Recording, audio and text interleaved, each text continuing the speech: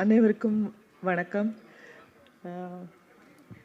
இந்த ஒரு இன்ட்ரடக்ஷன் வந்து கேட்டு I am just speechless. Thank you for the lovely introduction. இன்ட்ரடக்ஷனில் சொன்ன மாதிரி நான் தமிழில் ஆரம்பிச்சிட்டேன். அப்புறம் அவ்வளோ சக்ஸஸ்ஃபுல்லாக இல்லாமல் அப்புறம் தெலுங்கில் போய் நடிக்க ஆரம்பிச்சிட்டு இருந்தேன். அந்த டைம் தான் எனக்கு கேப்டன் பிரபாகர் வாய்ப்பு வந்தது. மெயின் ஹீரோயின் இல்லை, ஆனால் செகண்ட் ஹீரோயின் அந்த மாதிரி ஒரு ரோல் தான்.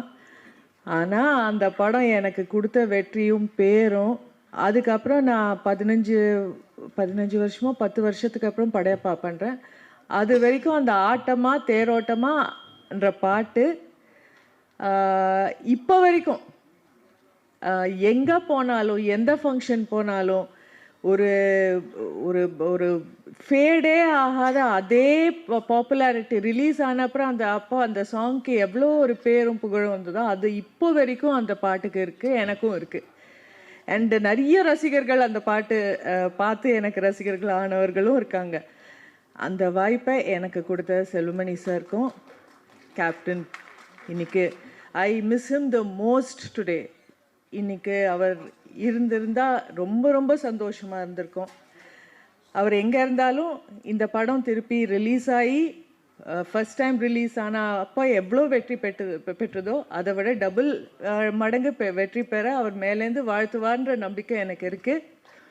அண்ட் கேப்டன் குட்டி கேப்டன் பிரபாகர் இங்கே இருக்கிறதுல I am very happy. I have seen them as children. வளர்ந்து இவ்வளோ பெருசாக ஆகி ஒரு பார்ட்டியை லீட் பண்ணி பாலிட்டிஷியனாக வேற இப்போ இருக்காரு. All the best you. இங்கே வந்திருக்கும் அனைவருக்கும் நான் பேசின ஸ்பீச்லேயே இதுதான் கொஞ்சம் லெங்க்தியர் ஸ்பீச். பட் எல்லாருக்கும் வணக்கம். I am so happy to be here.